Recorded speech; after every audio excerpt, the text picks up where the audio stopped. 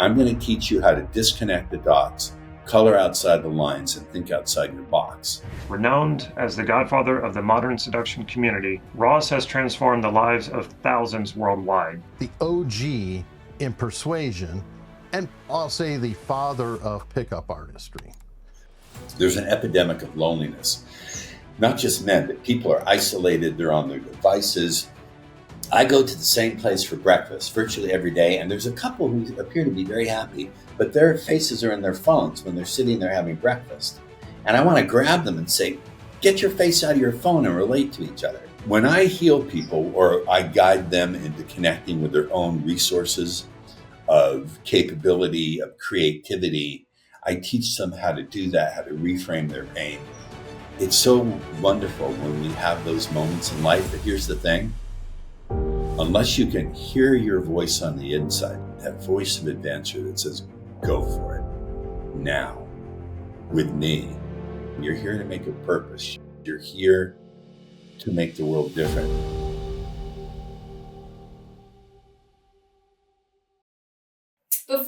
So Dariush just told me about the amazing meeting that the two of you had, and he's given me a bunch of interesting tidbits. But before we go into that, I always think that it's really to know the person is to know their context, how they were brought up, what they learned, their childhood, what brought them to here. So I would love to understand that early context for you. What did that look like for you? Okay, so I am 5 of 6 kids, and I was brought up in a Jewish family. We were taught to think freely. I was never punished for anything I thought or said. We couldn't do things, but I was allowed to think anything. For example, in order to get attention at a table full of 6 children, where I was the second to youngest, and all my siblings are very bright people, very smart, I would be the one who would be disruptive and chaotic. I would say to my mother, because we're Jewish, I would say, I'm a Christian. My mother would say, okay, what do Christians believe? And I'd say, I don't know. She said, okay, I want a book report on Christianity. Go look it up in the encyclopedias. If you give me a good book report by tomorrow morning, I'll give you a silver dollar. Back then, I'm a little old. Money was gold and silver. If you don't give me a good book report, you can't go outside and play. So I was allowed to say anything I wanted, but I had to have the research behind it. This is when I was like 5 years old. So I was taught that I could think anything I wanted. All of my siblings were taught that we were smart, that we could do anything we wanted. But the big message I got, the really big message I got was one day when I was about 7 years old, my mother looked at me very seriously and she said, Paul, I didn't have my children for myself. I had my children for the world. And then she looked at me very closely and she said, one day you're going to do something that will change the world. Now that's a very dangerous permission to give a child. You combine that permission with the permission to think however way you want to think, but you have to do your research, and that creates a dangerous thinker. And I like to say to the students that I teach and my VIPs who I consult with, I'm going to teach you how to disconnect the dots, color outside the lines, and think outside your box. So that was a big thing that shaped me. The next thing that really shaped me is I was very, very shy, believe it or not, and very unattractive, believe that or not. I know it's impossible for you to believe that. I didn't always have this or this. So I could not get a girlfriend. And I was 19, 20 years old. I'm 6'2", about 210 pounds, but it's pretty much all muscle. But back then, I was 6'2". I weighed 130 pounds. So I looked like a skeleton. I had a lot of body shame. And I just could not get a girlfriend. And it filled me with loneliness and rage and envy. And one day I stumbled on something called NLP, Neuro-Linguistic Programming. I was at a bookstore, and I always was into psychology, both because I wanted to understand people and myself and find a cure for my problem, find a way to be successful with women. And my hand just reached up and grabbed a book off the shelf. To this day, if I need a little bit of information, my unconscious mind will just reach for a book and open it to the exact page and the exact paragraph I need to reference what I want to work on and think on. How I got that, I think I was just hardwired for that. So that book, I sat down and within 10 pages, I was hooked. I knew that neuro-linguistic programming would be my life's work. As a matter of fact, on my own podcast, The Influencer's Edge, I had the co-creator of NLP, Richard Bandler, as my guest. He was my mentor. He took me under his wing. He saw that I understood NLP on a very deep level. And I had no idea that 35 years later, he would be my guest on my own show. And so am I going on too long? No, please continue. Okay. So I started saying, how can I use NLP to overcome my self-hatred, my shyness, which I did. And I thought, how can I use NLP to communicate with women in a way that makes me attractive more than I look? And so I started experimenting with different language patterns. I learned to communicate with ways in women that would get them focused on me, attracted to me, falling in love with me. And this was amazing. And I started teaching courses for men. I just retired from doing that because now I have an AI. I have an artificial intelligence that teaches exactly as if you were talking to me. We can give out that link a little bit later if you want, or put it in the show notes. So I've moved into the age of artificial intelligence. I now have taken everything I've learned about persuasive communication, leadership, healing, and I'm teaching that now to VIP clients around the world. And I have a coaching program. This is a book I just recently wrote, and we'll give out a link so people can grab a free copy online, absolutely free. And that's my backstory, an interesting backstory. Very interesting. And I have to ask, because I've heard the word NLP. I think people who work in sales have a general idea of what NLP is. But if we were to dive into it, because I think that, for you to use it in sales, in personal relationships, whatever the case may be, it's definitely a very important thing to understand. So for people that are watching, how would you explain what NLP is, and how does it give us an advantage? Okay. So there's an old joke. I'm Jewish. You can see through my Star of David. So I can make this joke. If you ask two rabbis their opinion, you get 500 answers. So if you took two NLPers and you ask them what is NLP, you get different answers. My definition is close to what the founders of NLP define it. NLP, first and foremost, is a technology, a map, a model of studying human excellence, of looking at people who are geniuses of what they do, extracting out the nature of that talent, how they speak, how they think, their algorithms for approaching people, and then teaching it to people who don't have that skill. So that to me, now, as a result of that, Bandler and Grinder, the two geniuses who co-created NLP, they went and they studied certain therapists. It started out as a way of modeling therapists. They modeled Virginia Satir, who created all sorts of things for family therapy, Fritz Perls, who's the creator of Gestalt therapy, but most importantly, they modeled Milton Erickson. Milton Erickson was a medical doctor who specialized in hypnosis. That's like saying Einstein was a guy who fiddled around with math and physics. Milton Erickson was to hypnosis what Einstein was to physics. He revolutionized it. He took it out of the dark ages of look at the watch, you are going into my power, and he made it very conversational. So they looked at Milton and they created what they call the Milton model, which is simply imitating how Milton speaks. Now, Milton Erickson was known for being very vague. For example, he wouldn't say to you, in a minute, I'm going to tell you to breathe deeply and close your eyes and count backwards from 10 and visualize a beautiful lake. That's too direct. He would say, you're sitting there, you're listening to me. And I'm not sure all the ways you might allow a feeling of ease to begin to arise. But as that's taking place, you're the only one. As that continues to joyfully and naturally spread, to notice, but you change the focus of your vision. Your breathing is shifted.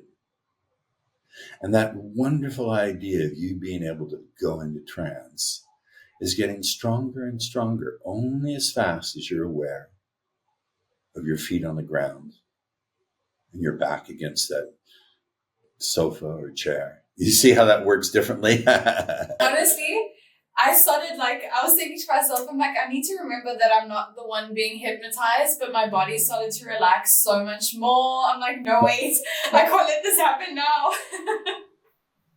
Yeah. So notice I didn't give you any commands. I didn't say relax. I didn't say breathe deeply. I didn't say visualize anything. It's very vague. So they studied Milton, and through Milton, they came up with a powerful therapeutic model. But here's the thing. That same hypnotic model can be used for persuasion. So this is where I come in. I teach using Milton's hypnotic language for sales and persuasion. So I have VIPs from all over the world who pay me, invest nice sums of money with me. I come in, I train them how to write, how to speak. I'll rewrite their sales pieces with hypnotic language. I can get results like you wouldn't believe. But I only work with like a handful of people, maybe in a whole year, 5 or 6 people, because I put so much work into it. I have group classes as well. So this is my joy. I used to teach men how to get women, I'm just going to say it, into bed. Now I have an AI that does it. If you want to throw $50,000 at me and come out for a weekend, it's $50,000 in cash. Come on out. Then I'll talk to you about it. But my greatest joy is the healing work. I love using NLP, hypnosis, and some other modalities to heal. I got that message in my head very early from my mother that I was meant to change the world. And even during the darkest times of my life, when I felt like snuffing myself out, as a matter of fact, and I've had those, I always thought, no, you need to stick around. You're here to make it with a purpose. You're here to make the world different. And the most beautiful compliment I get from my students is, you changed my life. And most importantly, you're the best teacher I've ever met. My father was a teacher and a school principal. My mother taught me. My mother was one of my great teachers. She wasn't a teacher in the school system, but she was a great teacher. She taught me in metaphors and stories and myth and legend. And so I've learned to think in myth and legend. Some people say that Ross Jeffries, my other character that I teach men how to get women, is a living legend. So I'm loving this, by the way. You just are quiet and let me babble on. I want you to, because I'm listening, I'm taking notes, I've got my questions ready, but I also find that when you are in the moment and you're talking about something that you love, it's just as interesting. But I do want to interrupt you a little bit, because you spoke about healing, and that's something that brings you a lot of joy. And, with the students that you have and helping them go through healing, what does that look like for you in terms of healing? So what does that mean? What sort of issues are you helping people get through when it comes to NLP and hypnosis? A lot. Well, here's something, a lesson I'll give. And this applies to men, women, children, old people, doesn't matter. Humans, life is traumatic. Life is both chronically traumatic, low-grade trauma, like being alone, isolated. I don't know, are you in Dubai? Where am I talking to you from? Where are you right now? Yes, Dubai. Right now? Dubai. I don't know what the culture is like here, but here in the United States, there's an epidemic of loneliness. Not just men, but people are isolated. They're on their devices. I go to the same place for breakfast virtually every day, and there's a couple who appear to be very happy, but their faces are in their phones when they're sitting there having breakfast. And I want to grab them and say, get your face out of your phone and relate to each other. So there's chronic trauma, the trauma of never having had a date and you're 30 years old. That's chronic loneliness. There's acute trauma. That's when you've suffered, you've been shot, or you watched someone be killed in front of you. But there's a lot of chronic trauma.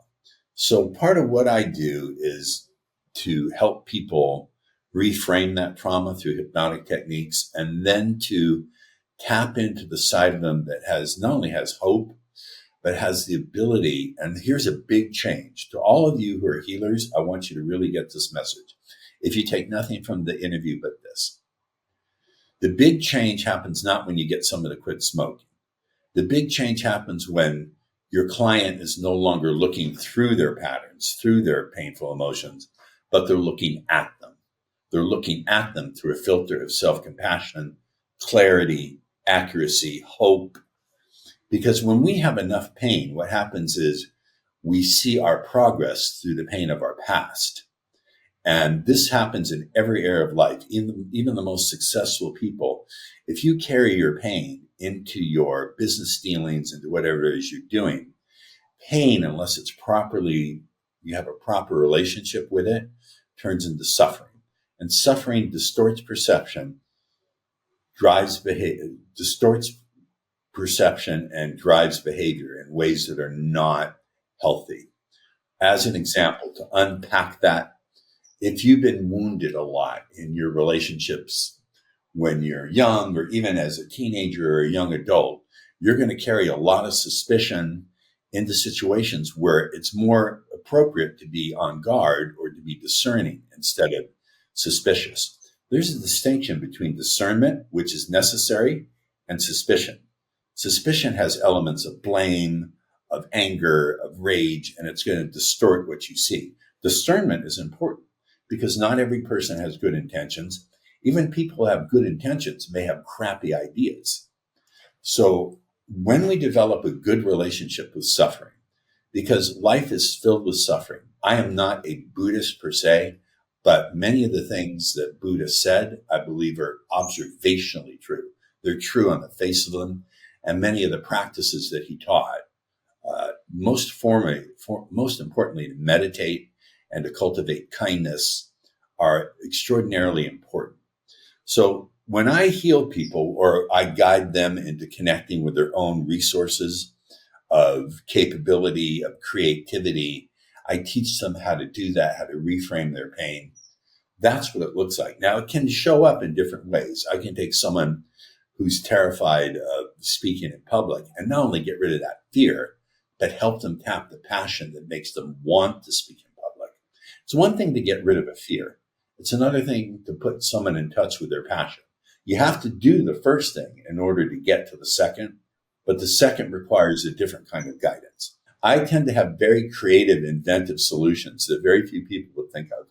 Because I'm crazy. That's a very neat trick. I've been called batshit crazy, and to me, this is the greatest compliment because it means people who are stuck in their way of thinking don't get me. This is why when you have to apply to work with me, I go through the application, and it's not enough to have the money. You do have to have some serious cash, but I have to talk to you and see that you have the mindset to take on a crazy. I'm in touch with reality, sort of, but if you can't handle thinking outside the box and handling some nutty ideas, then it wouldn't be fun to work with you. So there is a process where I have to vet not just your ability to pay, but your ability to execute. More importantly, will I enjoy you? Will you enjoy me? Do you get me? Do you want to work with someone who's exuberant and nutty and will force you to think outside the box? Because otherwise, I don't want to get paid if I can't help. And I don't want to help people who don't think that way. Yeah. And I think that's a full circle moment for you because in the beginning, when you were telling me about your childhood and you were free to think what you wanted and free to, all those different things, but you had to back it up. And I think that's a very different childhood than most people have because they taught, the 4-year-old that asks why, and gets shut down. That's thinking. Whereas I think, you were encouraged to do it. You were encouraged to do the research about it, look more into it, keep thinking. And I think that now, even though, you're calling yourself a little bit nutty, I think that's a result of exactly that. And I wish more people were like that, always asking the why and doing the research for it. That's very insightful for you, and especially from you. It's very insightful on your part. Excuse me. But also the thing is, we did not have a lot of money. My father had worked 3 jobs to put food on the table for 6 children, right? But we always had money for encyclopedias. I remember every year the encyclopedia salesman would come around and sell a new set of books. We always had money for books. How they saved money, I don't know. I come from a Jewish family. It's Jewish culture to honor study and scholarship and all the rest of it. I really think had I not come from a Jewish family, I would not have had those values. Now, I'm happen to not believe in God in the traditional sense, but I think part of it really is coming from a Jewish family. And definitely it's the case of nurture versus nature, right? Like the environment that we grow up in definitely has a role. So for example, I think that maybe growing up in a Jewish household where you have those encyclopedias all the time and you were encouraged to think, I think that it definitely helped you get where you needed to be faster. But I do believe that in a different environment, you still would have had that intuition within you. It just wouldn't have happened at the same rate or That's the same true. speed as it did with your family. That's true. And I also think that I'm hardwired to ask questions. I used to drive my mom crazy with questions. Why? But she had an out. She'd say, just look it up. The encyclopedias are in that room. You find she used to say, go find the answers. And if they weren't in the encyclopedia, she'd drive me to the library. And if they weren't in the library, she would say, you be the one to go find the answer. You come up with the answer. I'll never forget that lesson either. That's very clever. I'm gonna take that and use it in the bank one day when I have kids and they keep asking me questions. I'm just gonna say, you do the research and find out why. That's she did. clever. I swear she did. She really did. So, and then we mentioned, I have to touch on this because it's just such an interesting thing to talk about. I mean, nowadays, this whole seduction, the art of seduction, it's all over the internet. It's coming from so many different sources. And I have to say that maybe that's the point. But as a female, from the female's perspective, I watch these videos and I just think like, surely this doesn't work. Who's falling for this sort of thing?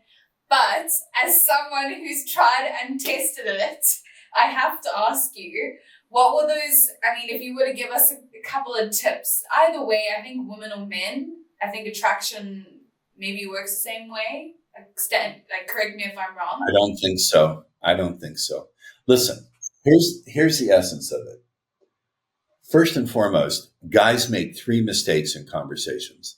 The first mistake, and I teach them to avoid all these mistakes. Guys, if all you do is avoid these mistakes, you'll be ahead of 50% of the guys out there. Mistake number 1, they talk about themselves. All they do is talk about themselves. I know you've experienced this. Mistake number 2, they don't hold conversations.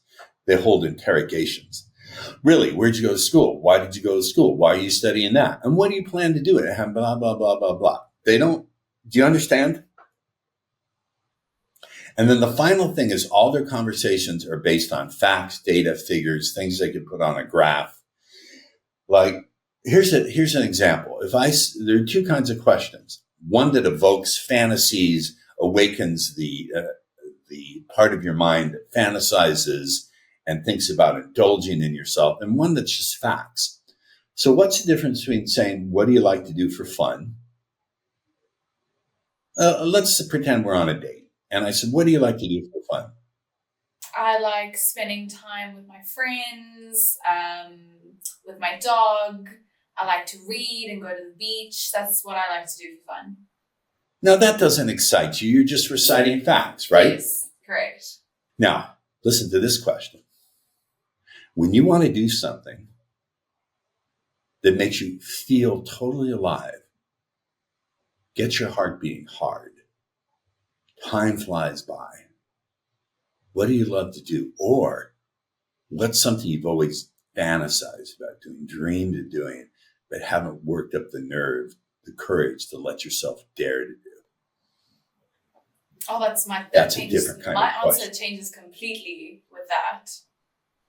I'd say, if I'm going to answer it, I'd say skydiving. That's what I want to do because I kind of imagine me being the most alive doing that. Really? Now, you've just given me a word that makes a lot of sense to you, which is feeling alive, most alive. Isn't it interesting when we encounter the things and the people that make us feel most alive? I had a friend who went skydiving for the very first time, and I don't know how well you can experience this as I describe it, but she said there's that moment when you're standing right on the edge before you let go. And it's like that special growing tension just before that first soft electric brush of the lips with someone who you feel so turned on with. Now, I think she's exaggerating. I can't believe that that's true, but wouldn't that be amazing? Frankly, I'd rather watch TV and eat marshmallows. Now, when I was describing it, did you start to feel some of what I was describing? Definitely. I was kind of picturing myself on the edge, just before you've got to take that leap. And I was imagining what the wind would feel like in my face and on my skin. Almost started feeling a little bit of heart palpitations because I felt, taking that risk and that leap. That's what I started picturing. And when you feel those heart palpitations, maybe even those butterflies right there that happen when you're talking to someone who you're feeling a connection with, someone who you can see that you really want more from this person. It's so wonderful when we have those moments in life. But here's the thing. Unless you can hear your voice on the inside, that voice of adventure that says, go for it now with me. If you could imagine how this would work and you didn't know that I was doing it, you could see it has a lot of power. Yeah. So you said that for men and women, it would be different. So for men watching, in case you weren't paying attention, the first one is don't talk about yourself. Don't interrogate. Don't make it an interrogation. And don't make it fact-based. Make it something that evokes your fantasies or emotions or imagination. Amazing. So, okay. So since there is a difference between men and women, from a woman's perspective now, if we were going to try and do the same thing, what advice would you give them, or what difference would it be from sitting in their shoes? I think this advice more has to do after once you've built some attraction. Any man who's worthwhile going long-term with wants the following things. I'm now 65 years old. I've been with hot women and lots of crazy bounce off the wall passion. I don't want that ever again. I really don't. For me, I don't. It almost killed me the last time. I had a heart attack from not sleeping. She kept me up. I was so excited. I couldn't sleep for weeks. I'm not kidding. She's Danish. Watch out for those Danish girls. So anyway, now I look for a woman who will bring me peace, who shows respect to me, who's emotionally fairly well regulated.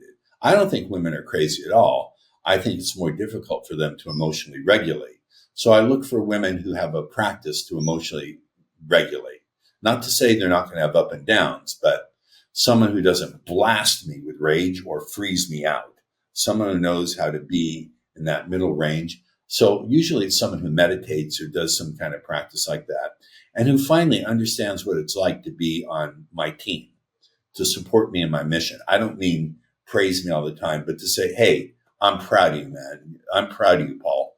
You just did a great job. I'm so lucky to be with a man like you. I'm not talking about kissing ass. I mean, coming from a place where she sincerely means it in her heart. And ultimately, the kind of woman where I can wake up every morning in her arms, look her in the eyes and say, you are the best thing that ever happened to me. And she can wake up in my arms, look at me and really mean it from her heart and say, you're the best thing that ever happened to me. And that requires more than physical beauty. It really does. And also someone who's generous and who does what she says she's going to do, who has honor. Honor, men tend to have more of a code of honor, I think, than women. Honor, because it's a military tradition, and men traditionally are the ones who serve in the military. I like to talk. You're a great interviewer. You just let me babble. I think that's, for me, I think when it's interviewing people, that's my secret. I just tend to let them continue talking. I'll make my notes, and then I'm listening throughout. I'd say I'm a good listener instead of a good interviewer. I like to hear people and what they have to say, because there's often a lot more underneath the surface than what's being said. Yeah, Dariush said you were a great interviewer. By the way, can you see what my shirt says? Cats and money. I was wondering what it was saying. I'm a crazy cat guy. I have 2 cats. If I had room, I'd have 5 of them. I love my cats. Cats are magical, particularly if you have a huge ego like me. You need cats, not dogs. Cats will keep you in your place. See, I love a dog. I need to go home to someone who's just obsessed with me and needs all my attention. Not the same with cats. Cats will, if they love you, they do. If they don't feel like it, they'll walk away. Yeah. But I wanted to, okay, so we've gone through, the NLP, the kind of beginning stages. Because you talk about sales, the subconscious sales advantage. Now, you've obviously got experience in sales and exactly. Firstly, what is the subconscious sales advantage? What does that mean? Sure. And then how, with NLP and understanding other people and the way that they talk, how can people who aren't the best equipped or aren't the most knowledgeable with NLP, how do they start applying it into their practices? Let me start with the second question first. Most NLP, as it's taught, does not work in the real world because it's taught to work in the seminar room. When you're a delegate at a seminar and you travel thousands of miles and pay $10,000 for a 10-day or 2-week-long training, you're effectively raising your hand and saying, I want this to work on me. Please do it so it will work on me. People in the street, in the real world, or people in a boardroom, or people who you're selling to, they don't have that intent. So I've cut out all the stuff that only works in the seminar room. And I like to call it, you know what street fighting is? Street fighting is when you don't have any gloves. There's no rules. You can kick in the balls. You can poke eyes out. I like to think of it sort of as like street fight NLP. So that's the second question first. How I went about doing it, if that's your question, around 2005, I started thinking, how can I now map this over into sales? Because it's basically the same process. Whether it's selling, whether it's seduction, whether it's healing, they all come under the same umbrella of influence and persuasion. And the thing to understand is our decisions, our most important decisions, are not made from reason and logic. We may think they are. They're made from the subconscious or unconscious mind, for reasons we may not even be aware of. So that being the case, you may as well learn to communicate directly with the subconscious mind and to put suggestions in the other person's mind to, for example, to create states of consciousness. I view selling as creating states of consciousness. You're never selling your product or service. You're always selling decisions and good feelings about decisions. In order to get someone to do that, you have to put them in a certain state. Let me unpack what that means, if I can. So you have to understand that, I'll give you a metaphor. I have a sheet of gold foil and I have a sheet of cardboard. This is not a trick question. Gold foil, cardboard. I want to conduct a current of electricity. Which one's going to conduct the current, the cardboard or the gold foil? I think the gold foil. Of course, we know this instinctively. So consider your prospect or the person on the other side of the negotiating table, whatever it is, as that conduct your message to be the electricity and the state of mind of your prospect to be the conductive medium. Do you want them in the cardboard state of being unfocused, bored, suspicious, not trusting you, not trusting themselves? Because nowadays, and no one else in the sales world teaches this, it's not enough to get people to know, like, and trust you. You have to get them to trust their own ability to make a good decision. And people no longer do that for the most part, unless they're very high powered and they've been through a lot of mistakes and they have a good discernment process. So my claim is, my thing that I teach everyone, whether it's a group seminar or I give a weekend event or VIPs, whatever it is to first ask the question, what states of consciousness do I want the other person to be in? How can I create a state of fascination, a state of focus? Most importantly, focus. Because the currency of any kind of influence, again, seduction, healing, sales, persuasion, is focus. If you can't get people to focus very deeply now and ignore distractions, ignore their own thinking that's distracting them, and focus on you and only you, it's just not the same anymore. People nowadays don't have the focus they had 10 years ago. all your old sales techniques, if you're watching me and or just listening to this, I don't know the format this goes out to, and you're finding that your formerly super successful sales process is no longer working quite so well and you have to push harder to get fewer results, it's not your fault. There's nothing inherently flawed with you or your team. The problem is people don't have the focus they did 10 years ago. They don't have time for you to take hours to build rapport with them. You have to get that as quick as you can. And even beyond rapport, you have to get compliance and obedience very quickly. Now, that's controversial to say get compliance and obedience, but you can build it in a kind way. So the first thing I teach my whatever level they come to me is, how do you create, what states do you want them to be in? How do you create them in a way that's elegant? Does that make sense? Yes, it does. And so this idea of selling being about states of consciousness is, again, batshit crazy. No one else is teaching it, but it's a revolutionary way of thinking of it that breaks the whole paradigm of traditional selling. Incredible. And for people that, because you've mentioned you've got groups, you've got things online, and I know that you're using AI. We can dive a little bit more into that as well. For people that are starting with the sales, I like what you said. It's not about getting them to like and trust you. It's about getting them to trust in their own abilities to make a decision. I think that's incredible because majority of the time, from my perspective, even if I'm choosing something at a store, I'm constantly going back and forth in my head, like, should I do this? I don't know if that's Correct. a really good idea. Maybe I should be saving. Maybe this could, Correct. So choosing that state or trying to get them in that state, how do we begin to do that? Like, how do we? I'm going to drop gold here. You can do it in the first 2 minutes of communication with 5 words. Well, there are certain words, I call them, and this is like 1/30th of what I teach in my courses and the rest of it. And these words are in the book. And again, I'll give you a link where you can download it for free.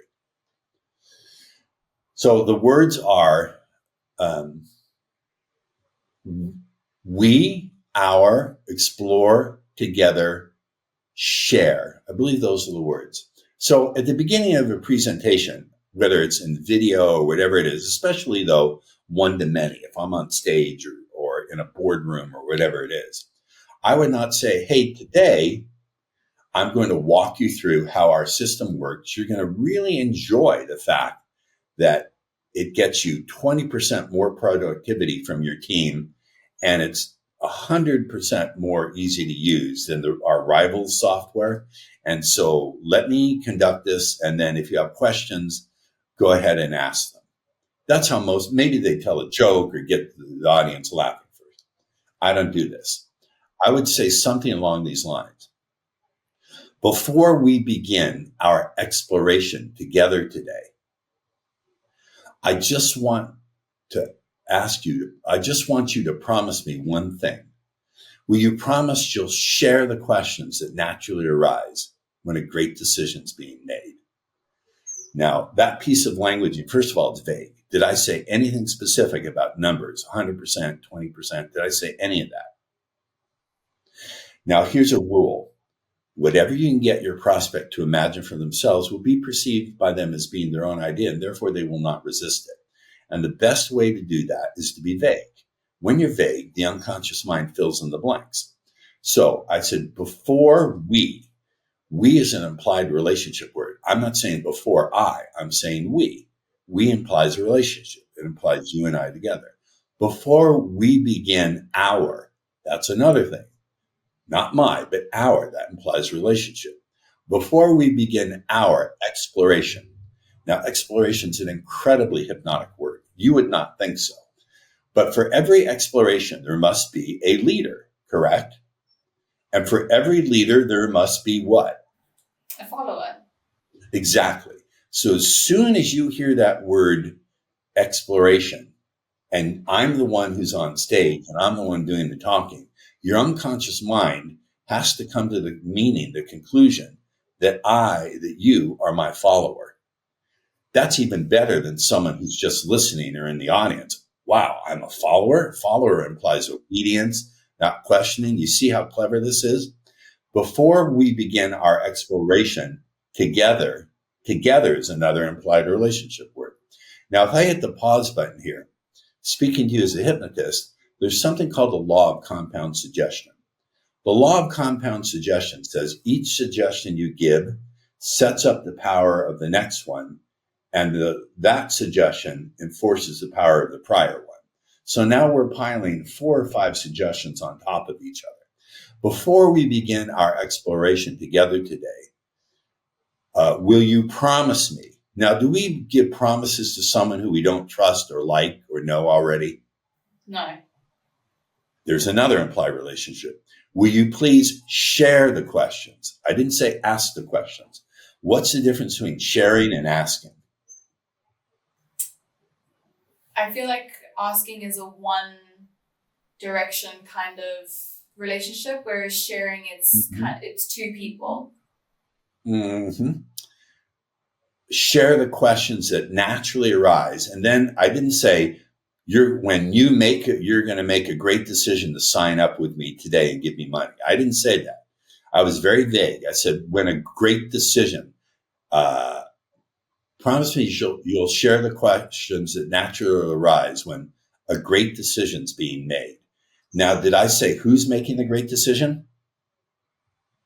Did I say why they're making the great decision or how or when? No, I left it so vague that once again, the unconscious mind has to go down and make a search for all possible meanings. And the meaning it's going to come to is we've set up the chain of suggestion saying that they're my follower, that they're in this with me. The interpretation the unconscious mind is going to give to that vagueness is that they're going to decide to buy from me, and it's going to be a great decision. You get it? So a combination of these implied relationship words and being vague is incredibly powerful. I've had people come back and report that this has increased their sales by a factor of 300%, just this one thing. And this is one small thing I have in my kit. So I love doing this. You can tell that this is joyful for me. Just teaching you here is a great joy for me. I mean, that's incredible. I mean, I haven't heard, when you explained it and you broke it down, you think, oh, that's so simple. Like, of course, like that would make sense. But I think if you hadn't explained it and I was sitting in a crowd or sitting in a meeting room or whatever the case is, and someone was saying all of this to me, I wouldn't be thinking like, oh, this is really clever. That's, this is why he's using those words. I just automatically would just be like, okay, great. I'm open. Seems like we've got a relationship here already. That's the whole point. It sounds like an ordinary, innocent, normal conversation, but in effect, I'm saying nothing. And this is how Erickson would speak. Sometimes now here's the thing. There is a time to be specific. When you are showing people the numbers and the data and how the investment works, then you have to be specific. But even so, I want to start out being vague. When I start out being vague, that puts them in the frame of mind where they'll receive that electricity, that communication in a much more open and suggestible state. Amazing. So obviously, correct me if I'm wrong, but you've done the art of persuasion. You've helped men trying to get, in terms of attracting women, and you're obviously doing sales training as well. We mentioned AI a little bit earlier. How are you, because my kind of perception when it comes to AI, I've had a look at a couple of systems and they look really amazing, but I feel like that charisma, energy that comes behind speaking to someone themselves, how do you then replicate that and put that online for multiple people to use? Well, I got to clarify. The AI is for seduction only. This is for guys who want to get women into bed. So the AI, my business partner and my tech guy designed it. It answers like me. By the way, if you want to check it out, it's, I have to give the full thing, but it's speedseduction.ai. So that's only for the seduction side. I don't apply it for the healing. I certainly don't apply it for the sales. That's for seduction. It's like 7-day free trial, instant cancel guarantee. I'll give you the link. I'm assuming you'll put the link. Yeah, we'll put it all in the descriptions. Yeah, I only do it for that. And how it works, I don't know. It now is translating my stuff into Spanish. I showed it to my partners. I said, how is it doing this? And my tech guy said, I don't know. We don't know how it does it. We don't know. But it's really cool. Like it'll teach you. I have a friend. I want to turn her into my lover. What do I say? And it'll give you step-by-step instructions. That's wow. And then you could type in, here's what she said. How do I respond? Or I'm an older guy. I want to date much younger women. What are the rules? And then you could say, I just left her this text. You can cut and paste the text, copy and paste it. And it'll tell you, based on her response, you should respond like this. So it'll give you word for word responses.